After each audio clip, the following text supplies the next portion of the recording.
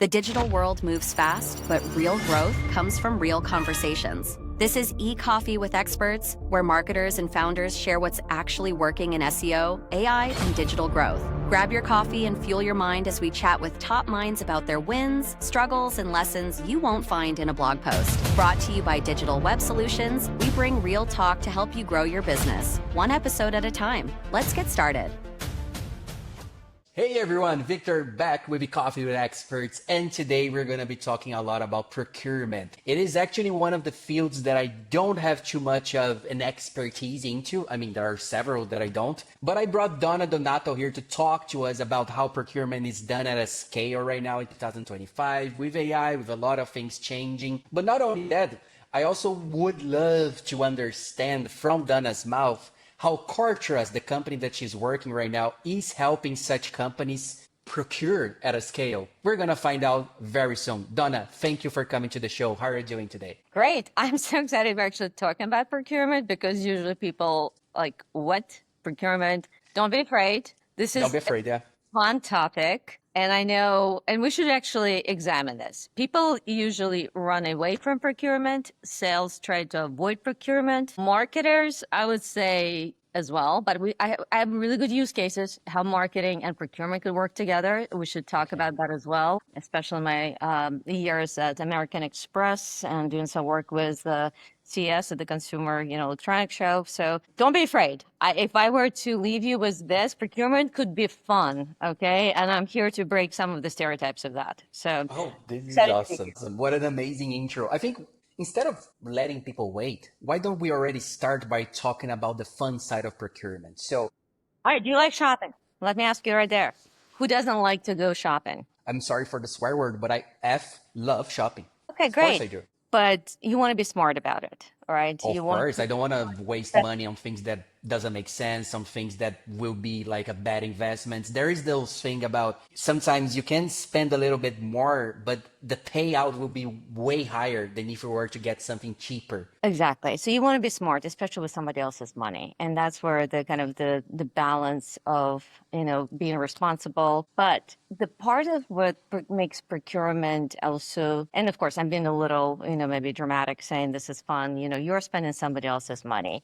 You have to be financially astute. You have to be prudent. And ultimately, the role of procurement is to make business do the right thing, the best thing for the business. What I found interesting in procurement, when I joined, and I'll talk a little bit maybe about kind of how I even discovered procurement, because I didn't even know how to spell it. When I first heard about it, coming from Russia, kind of from my roots there. Procurement sits in an incredible intersection of external in a world that has so much to offer for any business and internal view of what happens inside the companies. And you sit inside the company as the procurement professionals with some of the best companies knocking at your door saying, let me help you solve a challenge. So in my life in procurement, I worked with some of the best brands, Accenture, Deloitte, IBM's, like the top brands, right? And in the marketing world was IPG, with Omnicom, with like you name it, that wanted to do business with the companies that I represented, and all wanted to put the best of the best, forward and bring solutions. So to be able to discover and uncover how to bring that forward is an incredible challenge. And procurement has that opportunity to do so while the business, keeps focusing on how to run the business. Did you always imagine you were going to end up in procurement, Donna? Was it actually something that, I don't know, fresh out of college, you were like, I like this and this and that? Maybe procurement was already in that this and this and that. Maybe we'll take a step back a little bit into the journey. So hold on. Please, let's do it. My office here. All right, today I'm in Philadelphia. Usually I'm in Nashville, where my company is. But okay. This is a little bit of, this is me. I don't know if you... That's so nice. That little face covered in a rabbit hat in Moscow, in Russia. Very, very cold. As you can see, my face is as red as my coat. It is, that's true. Yep. So I grew up in Moscow, in Russia, and I lived there until I was 18. So through the 70s and 80s, and those were the days when anything they needed in life was pretty scarce, right? So for me, Standing in line for toilet paper was like, or hunting for the basics was like sport. I remember trying to procure things was really fundamental, kind of embedded in my day-to-day life. So here's how that evolved. Trying to figure out what you need. We literally had to figure out was across the family. All right, cousin, you're gonna go get the toilet paper. My other cousin, you're gonna figure out if you have enough coupons, that were rationed for sugar. Then neighbors, we're gonna figure out how to barter the things that they didn't need, but we might need. And you build, that network of the mini supply chain. You build the relationships, you figure out who needs what, where there's excess supply. So we figured out the relationships, we figured out the excess supply, we figured out what the demand was, and you build relationships with the grocery stores also. Well, you know exactly That's when true. the truck pulls up and when to stand in line and bring your books to do the schoolwork, while you wait there for 2, 3 hours in line. So I didn't know that that was procurement and supply chain at its basics at that time. So when I got to the U.S., I got a chance to study it in the American College on a scholarship and wanted to get practical experience. I got lucky to be assigned to a procurement department as part of the management development program. And I was like, ooh, this sounds awfully familiar to me. It So does. like now I could put a name to this discipline and figure out, that there's a science to the procurement. So I had definitely fun with this to figure out how to deliver what you need, when you need it, at the best point, and also really not undermine the relationships and visibility and information in order to make the supply chain really work in the long run. So that's how I stumbled in procurement. I stayed in it, and then I rounded myself up with other experiences in HR and IT and other disciplines in order to really understand the business and not be so narrowly just focused on procurement. That's very nice. That's a very nice story. I'm glad that you have fun with it right now. I'm glad Absolutely. that it all started the way it did, but then you managed to, literally make the best out of it. And Yeah, that's it was fun. something commendable. So, and then, to your point, the discipline really spans, it wasn't, when I started it in the 90s, it was also going through a very interesting transformation to make it a discipline. Right now, Hmm. I'm excited to see that many universities have actually programmed, a degree in supply chain procurement, and it deserves it, and very much so. When I was starting off, you really learned a lot on the job by rotating from different categories, starting off with, especially in the indirect side, right? So the procurement takes care of the direct side, which is raw materials, supply chain kind of, things, operational demand planning, but also the indirect side. That's typically where everybody thinks they can buy stuff, right? But probably neglect the art of negotiation and the art of generating options, for the enterprise and connecting the dots. Procurement could be extremely helpful in there as well. Right. So I'll give you an example in simple things where in the large enterprise, my team was negotiating a deal was worth of about $40 million, Oh, wow. for large marketing actually, Hmm. just to find out that another business unit in the same company was negotiating about $35 million deal with the same company on different terms. And not that there was anything nefarious, kind of intentional happening, Uh-huh. but it's the lack of that transparency and visibility that centrally positioned procurement organization can bring together very quickly, help align, bring the best knowledge, that you have a chance to see from kind of the eagle eye view and how businesses get the most, and not by just beating a supplier. I don't advocate that, but just Perfect. being transparent, being, face up kind of cards and getting the fastest way to value for all parties involved. Why don't we talk more about this transparent negotiation? It's actually a very fun moment that we're living here because while you are in procurement, I'm in selling. So we are very much across after the same goals, but on Yeah. different methods and different stages of the negotiation.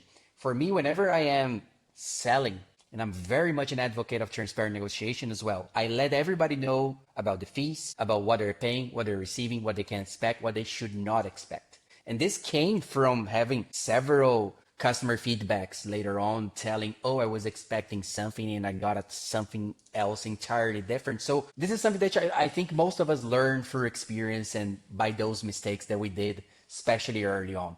But About you, what does a transparent negotiation right now looks like at an enterprise level? Good. Well, I think you're reformed and just the right salesperson for me. So, okay. I think people get there, but sometimes by scars and bruises, right? Yeah. And I would say that it takes also a good procurement professional to encourage that and set the right tone. I think we're probably equal opportunity abusers on both sides, the sales and Mm-hmm. procurement. Right. So, and I'll tell you, my husband has been in sales all his life. So we Ah, have that's so nice. conversations, throughout our careers on why the heck would you do this? Kind of, that's how dinners often started, where we've seen bad behaviors on both sides. And I'll give Mm-hmm. you examples where those kind of non-transparent, approaches led to bad outcomes and where the opposite led to a beautiful long-term, Got partnership it. partnerships. So let's take, for example, an RFP, right? Oftentimes, procurement will take a position of very strict, don't talk to me, here's a Q&A process, almost kind of taking pride in a very constrained process that I've been through it. communication. You've been through it, right? And I really challenge that because what it does, it actually discourages us on the procurement side and the business side get the best outcome, right? So we are inevitably missing out on the information. And what happens? Imagine this, right? You have an incumbent that's been walking the halls, has had all of the insights, all of the inputs prior to that RFP that is already in the kind of advantageous position. So this whole idea of leveling the playing field by saying, don't talk to us, and we're only going to Mm-hmm. strictly address, the Q&A through some digital tool and not have the conversation is really just for the show and tell. So we try to remind, with my team that I've, wherever I worked in procurement teams, encourage the dialogue and share, So I assume that everybody has all the information. It's information is no longer the advantage, and it's our job is to generate the best options for the enterprise. So that's a message to the procurement, right? And then create, whatever the solution the supplier could potentially, create for the buyer. Mm-hmm. Because eventually it's going to come up. It's Yeah. not that you can hold on some detail. And the worst case scenario is that the supplier is going to build a solution on the limited information. That's the worst thing that could happen. And you discover it later down the road. So that's part one. On the seller, I think what often happens is, procurement will push and say, give me the best price, and of course, and kind of, I don't care how you get there. Right. So just get Also there. true. Right. And then we're going to be our worst enemy by not asking for that detail. Because what I've seen often through my career is that a seller will come back, okay, fine, cut the account management. They'll cut quality control or some other things that then we end up paying for. If you Mm-hmm. don't have that transparency, then you're going to end up paying somewhere along the line, versus kind of understanding the puts and takes. The better transparency, the more transparency, the better. I had a great senior leader that I worked with when I was at Bristol Myers Squibb, and he became a CEO of Accenture in Australia and retired recently. And he would tell me very Ah, good transparent. for him. Yeah, he was like, "Here's my margin on this account." It's very transparently. He's like, "I would like not to be below this number. Here's how we're going to manage this account together. If I have more, I will give back, to this account." But I knew exactly where we stood. We wanted to be profitable for all parties involved. So we don't waste each other's time haggling, over a few points here and there. And I thought that was really great investment into the partnership. It's actually a very nice mindset that he has. More people Yeah, should be like it.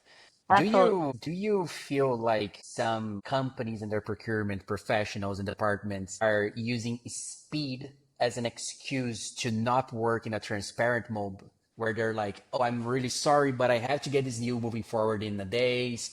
Time is of essential here, so I don't have the time to be transparent. I don't have the time to even care." Do you feel like this is what's happening across the whole world? I mean, that's very short-sighted, right? Because you're going to pay for it later, depending, of course, what it is, right? It's a little maybe But a lot of people are short-sighted. well, then again, it depends on what it is, right? So I will again will say that everything has a consequence, right? Yeah. So you just have to be thoughtful. I would always caution us to be thoughtful on whatever, decisions, that we humans make. So just go into whatever the request and decision with eyes wide open, and understand sometimes, yes, I will make this decision, understanding the consequences, right? So, and if that's acceptable for the business, then that's acceptable for the business. And both parties have to be clear about it. Being clear, right? Like Brene Brown says, is being kind. So let's be clear. And that's transparent in itself. Let's be clear that we're making a sloppy decision. And if everybody's on the same page, we're making a business decision and that's acceptable. It's better on the business, right? So Yeah. that might be okay. So it's hard to kind of profile what the circumstance might be. Yeah. You have to own up your decisions as well, Right, right? exactly. That's it. Which brings me to CoreTrust.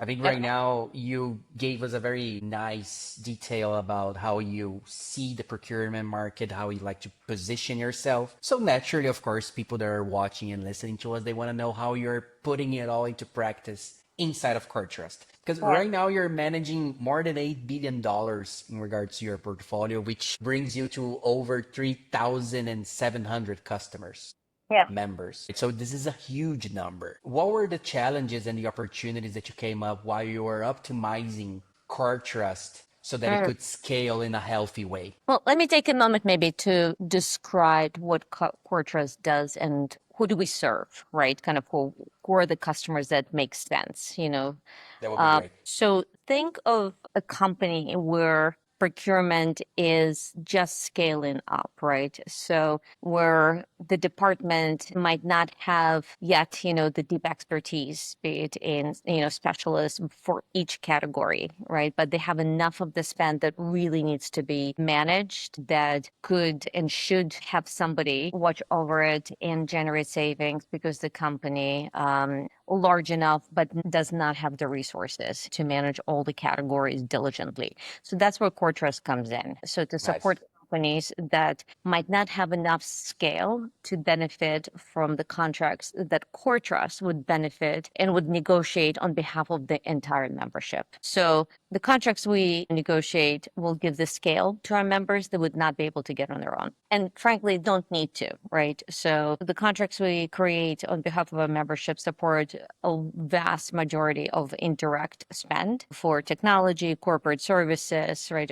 We have large brands that we work with, like CDW, Dell, Insight for Technology, HP. We work with FedEx for our all kind of small shipment, for Staples, Enterprise, Amex GBT for travel services, and many others. The kind of, again, large kind of tier one brand companies that many of our members would not be able to negotiate very advantageous deals on their own. And we negotiate not just the really strong commercial pricing terms, but also contracts, that will save our members time basically and money on negotiating the liability, the indemnity. So if you're a member, basically plug in and you're able to benefit from those agreements, pricing and legal terms, and access to suppliers and the relationships like at the very top. So if you have issues, we've got you back. Okay. So that's CoreTrust in a nutshell, right? And then in addition, we'll provide you, the dashboards, the insights that you could see. Are you saving the money? Are the contracts contributing to your savings, year over year, et cetera? That's in a nutshell. That's the members, So our ideal customer profile is really the companies that, spend at least, I would say, $100 million in indirect and above, probably 250, 500 million, and a billion up to that limit and could easily benefit. How do we do it? So I think of myself almost and my team as procurement for procurement, right? So Okay. when I talk about the diligence and importance of having strong contracts through the trust, and really strong negotiation skill, my team has to withstand that scrutiny and say, we've done the work for you. Right. So all the experience, I've managed about $8 billion of indirect spend, actual spend when I was at American Express. So my team, at a global scale, negotiated all of the contracts for indirects for all of the spend at Amex. So I bring that discipline to to CoreTrust and make sure that we have the best deals on behalf of our members. The same one we did, Pfizer and other companies. And the principles of the transparency and trust and relationships with suppliers really, really matter. What also matters, again, in full transparency here, the membership is free for CoreTrust members. And what we get paid by purely administrative fee by our suppliers, right? So suppliers still have to see the value. And for them, the value is in that speed to get business for the member. And again, transparency rings the, bell here is we're transparent with the members. We're transparent with our suppliers, that the value for suppliers is that we're opening up new markets for them. The transparency for the members is that this is the best deal for them. And we'll do the analytics. We'll run, the numbers to show them that there's value for them. And it's their choice to go with the deal that we've negotiated for them. It's, again, transparency is kind of the theme here, and the trust, hence the core trust, is what we build across all of the parties. That's so nice. And transparency for me is such a no-brainer. Yeah. It should be, right? It should be such a no-brainer. Donna, let me ask you this, really a question that popped up in my head right now. How was COVID for you, and how much did it change your entire operation, if any changes were made actually? Yeah, in transparency, I was not at CoreTrust yet. And during COVID, I was with another company. But what I will tell you is that it really tested throughout the whole industry, I think, the strength of partnerships. So I wasn't obviously in the procurement world all my life, right? And at the time, I was with a company, Chain IQ, where I was selling procurement outsourcing services. And the value of partnership was really put to the test, right? Because what was really important for suppliers at that time, how do we stay in business, right? What was really important, and the focus was help me to kind of have the longevity, right, in the business for some, right? So it's helped me extend, protect some of my key employees by staying in the business. For procurement, right, for the business at that time, it's like, well, I'm struggling with the business myself. How can you improve some of my economics, and what can we get? So it put the whole renegotiation, and again, the transparency became that really important word. It's like, how can we not take advantage of each other, but figure out, okay, if this is a good enough relationship for us, what could we do to stay in the business, right? For CoreTrust, from what I've seen, kind of looking back, talking to my teammates, what was really important at that time was also, what could we pivot and leverage from the relationships to could they potentially, shift to different products that our members valued at the time more? Could we acquire more members that needed, maybe savings more? And again, help our suppliers to stay more in business and deliver savings and value to the members that needed it at that time. So it forced a different dialogue, but you need to be talking. So that's the key, right? So Yeah. back to relationships matter, transparency matters, and don't be short-sighted. For sure. I can see that you bring these values to your personal life as well. And why Absolutely. not? Why Yeah. not? It's all kind of the same, especially nowadays, especially after COVID, work and life, they have, no, I'm not gonna say mixed, but it's closer to us than it Yeah. was years ago, right? You I mean, could, authenticity, yeah, that's like one of my values. Like, you are authentic, you are who you are. Otherwise, it takes way too much energy to be somebody else, it does. It does. I agree with you. Once when I was as an intern, wow, 11 years ago, my boss at the time, he told me, Victor, you have to wear a mask whenever you come into office, and then you can remove that mask once you go. And he was saying that because he didn't want me to be the goofy that I am, the guy who's always laughing, telling jokes. He wanted me to be more serious. And I'm glad that I didn't take his advice into consideration. Otherwise, he wouldn't be here if I were like wearing masks and not being myself and not being authentic. No, no, no, no, no. I'm very much glad that I stuck to it. But this is actually coming to our last question: authenticity, transparency, even. Because we have this thing right now. I'm not sure if you heard about it. It's called AI.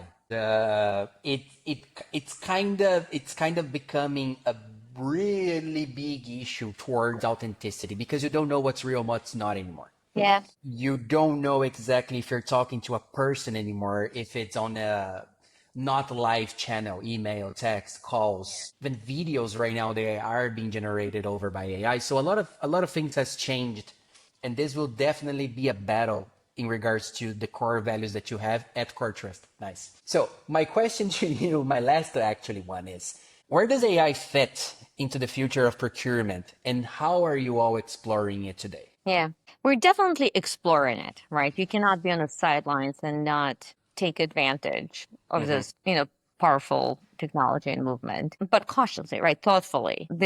part of, AI, analytics and looking to very quickly, analyze the text. I am using it. I don't want to lose the sight of original thought. That's kind of part one. Personally, let me take it maybe in three parts. Okay. Part one, personal productivity.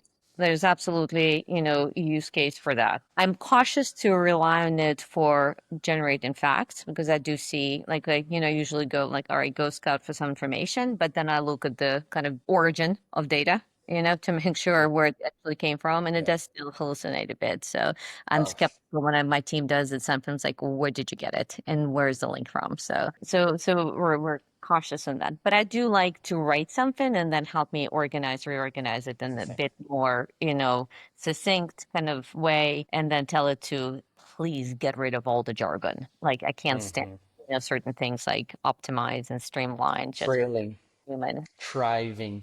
Yeah, like talk my language. So, but it's helpful. Like it's It is very super. helpful. So, absolutely. Use case two, we are looking at how to consistently, we do have a lot of data and information, right? Even about kind of what we do, contracts, right? Or assets that my team even generates in a controlled way, succinctly make it more consumable by members, sales team. Again, there is absolutely use case, that AI could furnish it, make it on demand more easily, consumable and accessible, right?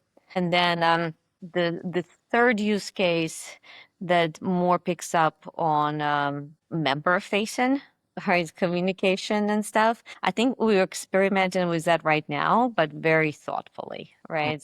Mhm. So that's kind of a bit of a I want to make sure it does not lose that human touch and the expertise that members expect us to have. So we're in, I would say, like in version one of this right now, where we have AI comb through the available data and insights, but still layering in the human touch to make sure that it hasn't lost that. So, but It it's is a there. tool, not a replacement.